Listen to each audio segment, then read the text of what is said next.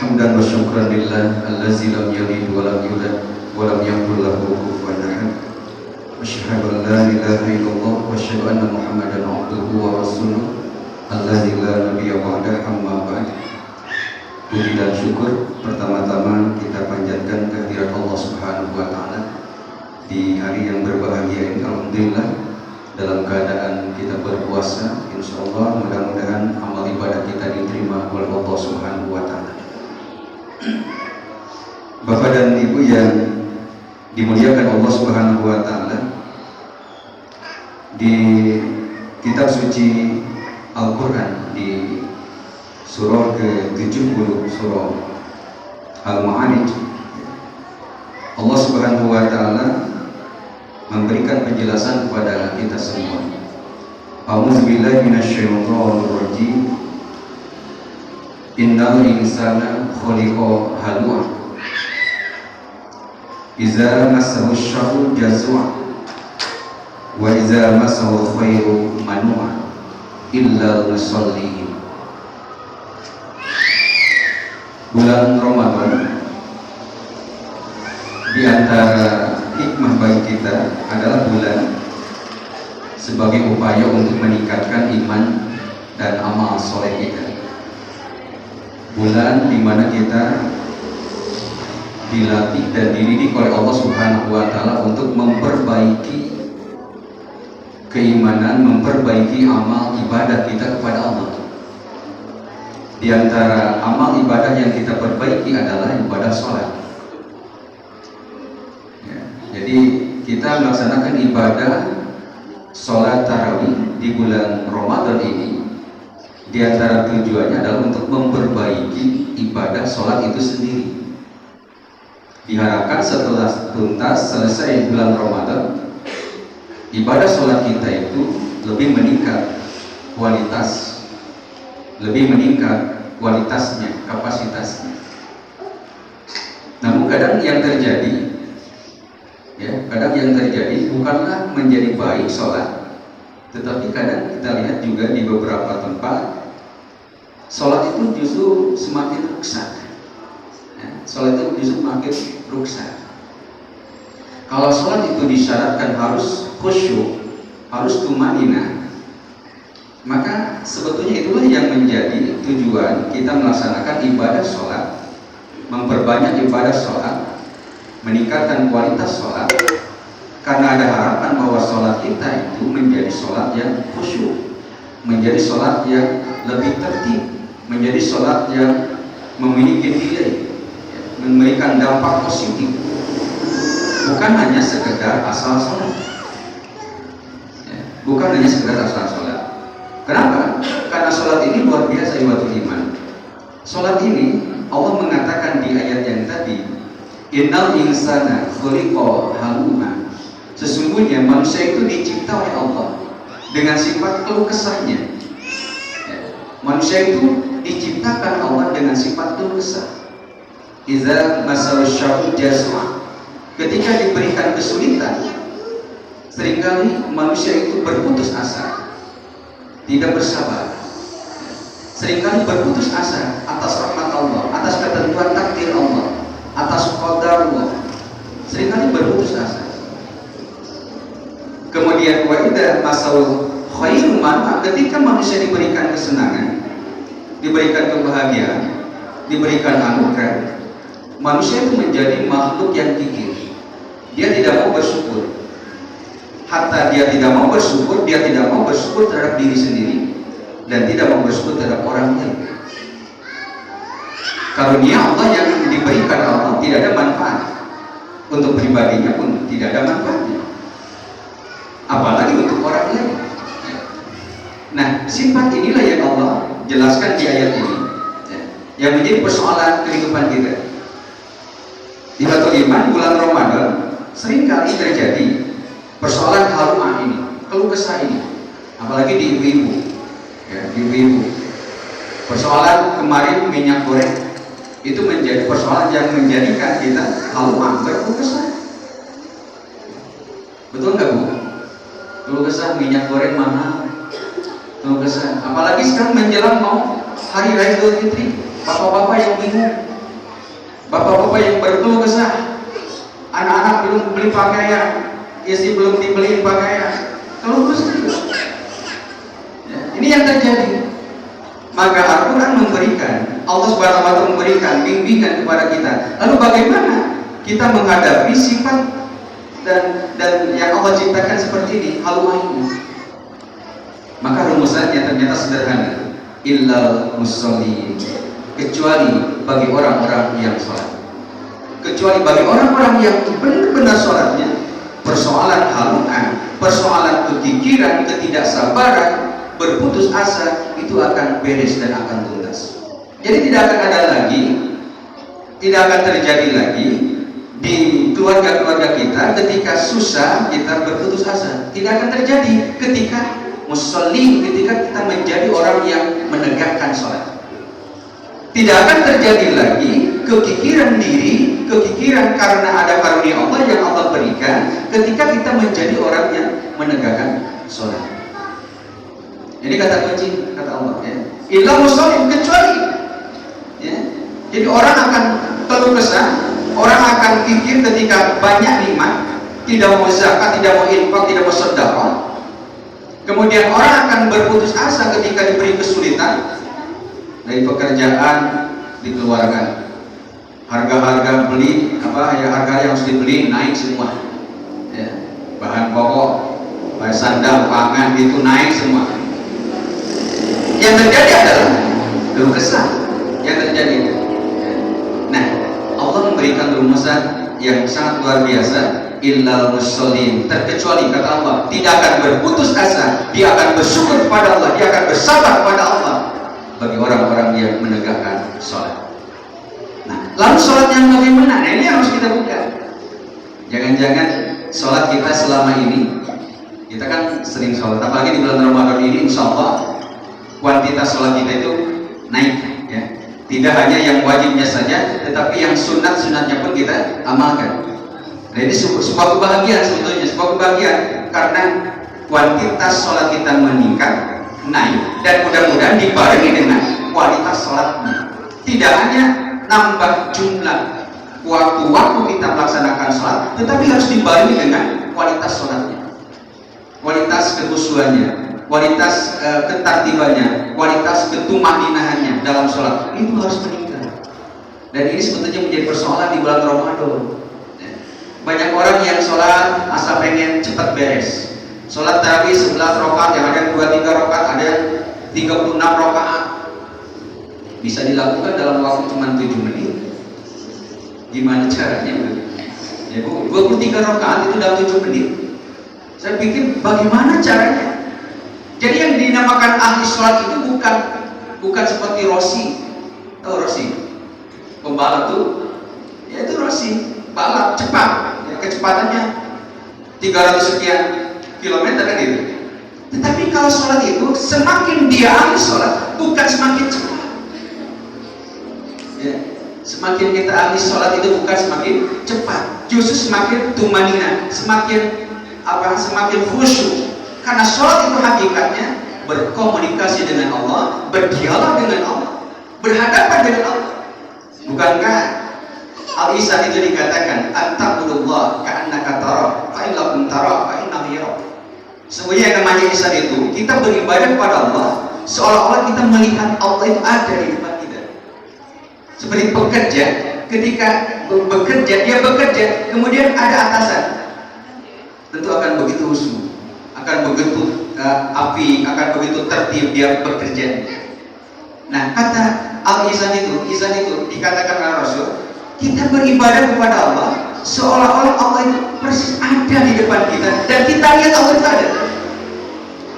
Fa'ilam takun tara, seandainya kita tidak lihat Allah, bagaimana? Kita tidak bisa lihat Allah, ya, karena Allah itu Al-Ghaib, zat yang maha gaib, dan kita itu makhluk lahir, makhluk dhahir, tidak bisa lihat Allah. Jangankan Allah, malaikat tidak bisa kita lihat, jin tidak bisa kita lihat, ya.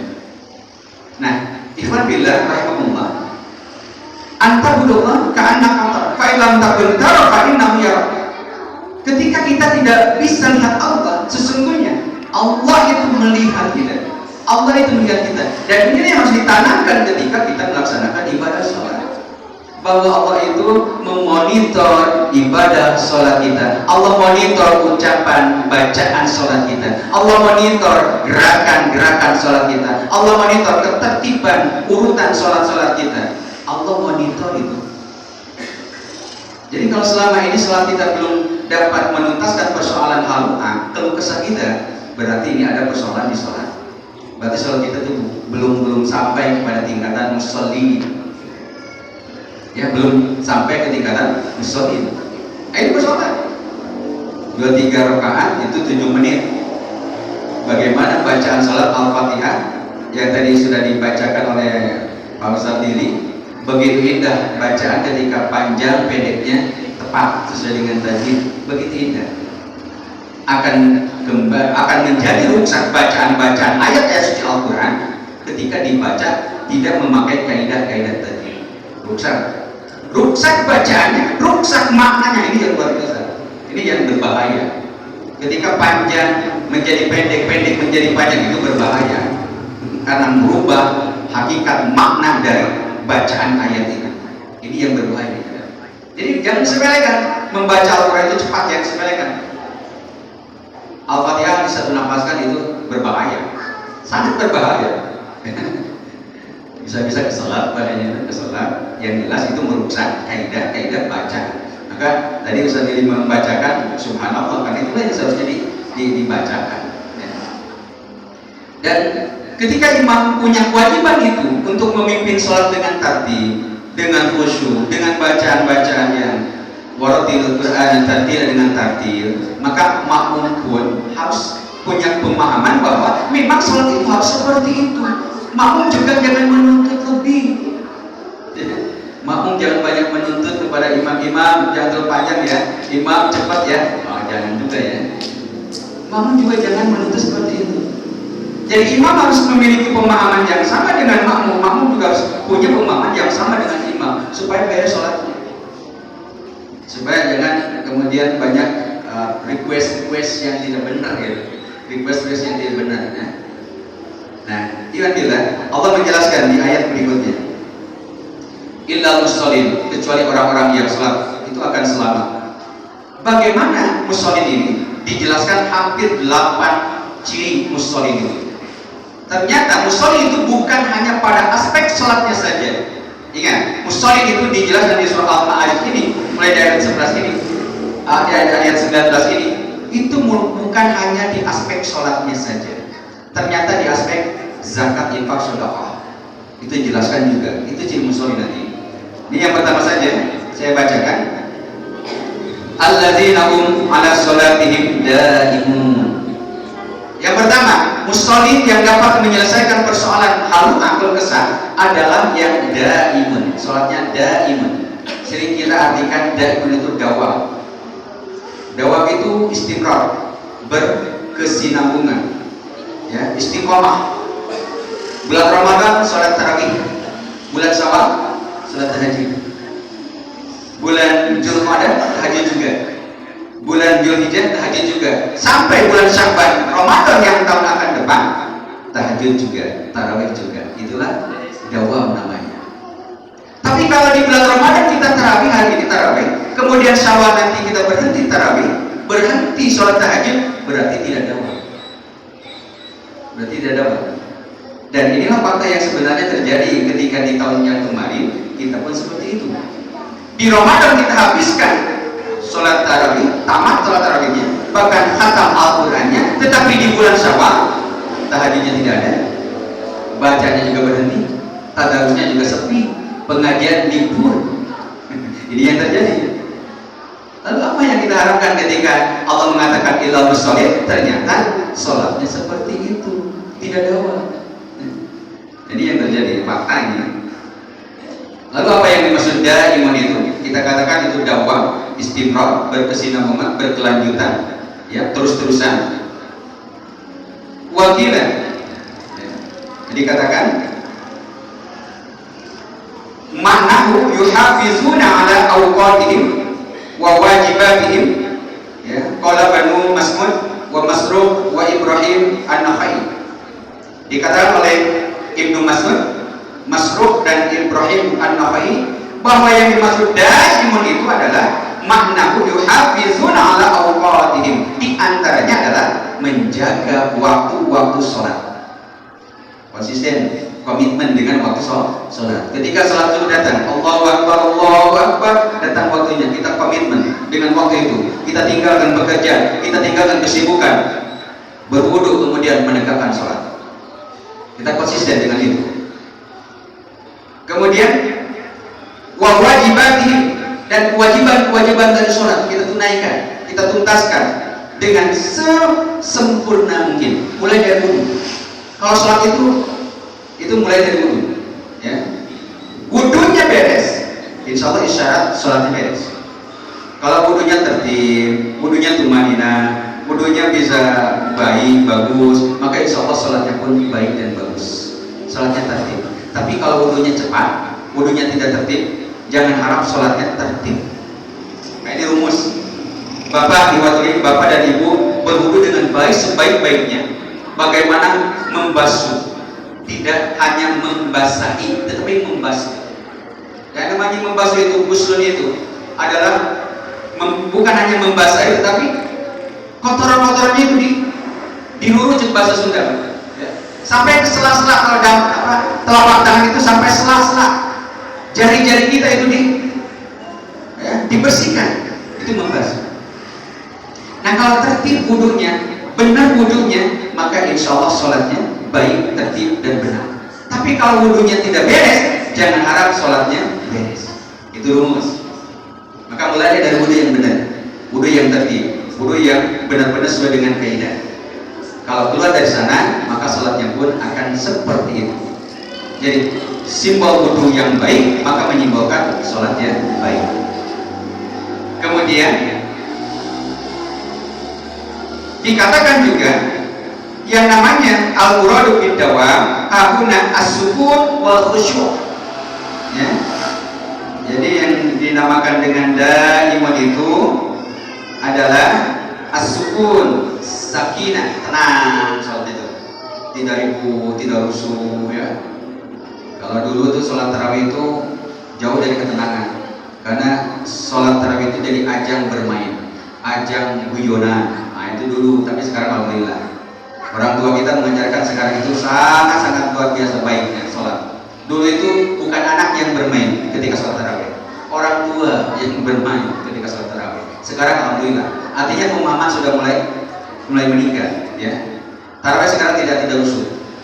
Hanya persoalan sekarang tarawih itu semakin cepat, semakin panas. Jadi kereta api ekonomi, nah sekarang sudah kereta cepat, ya. Launching kereta cepat, ini ke sholat juga cepat juga, ya. Ini bahaya, ya. Semakin cepat sholat semakin berbahaya, ya. Semakin cepat kendaraan kita semakin berbahaya memang, ya. Ketika jatuh pasti udah.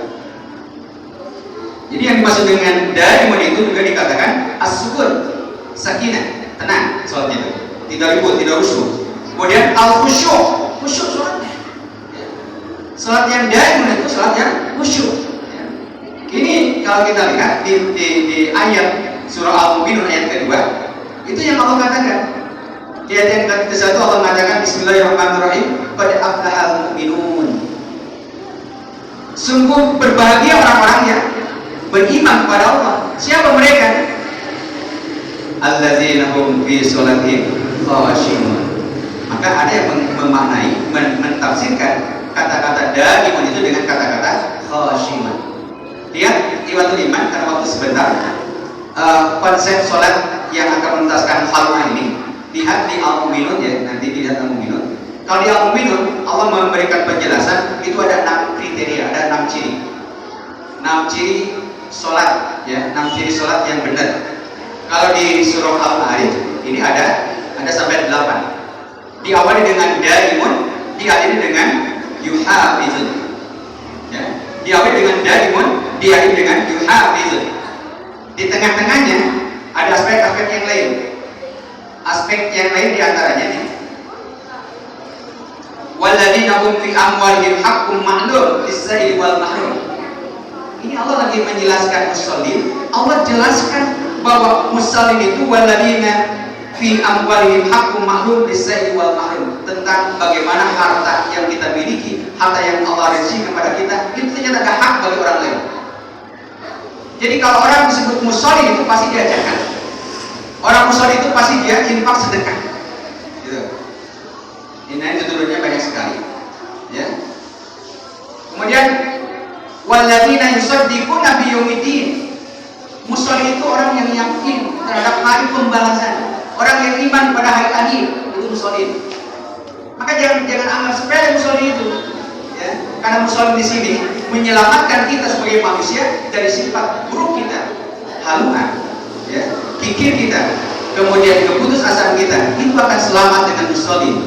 Tetapi rumusannya, tetapi kuncinya, bagaimana sholat kita itu menjadi daimun, kemudian dari dengan yuhafidun. Di tengah-tengahnya ada aplikasi sholat. Aplikasi sholat. Bagaimana kita punya rezeki, punya kenikmatan, berbagi kenikmatan, berbagi rezeki. Bagaimana kita meyakini bahwa orientasi hidup kita bukan dunia saja, tetapi akhirat. Wal akhiratu khairu wa abqa.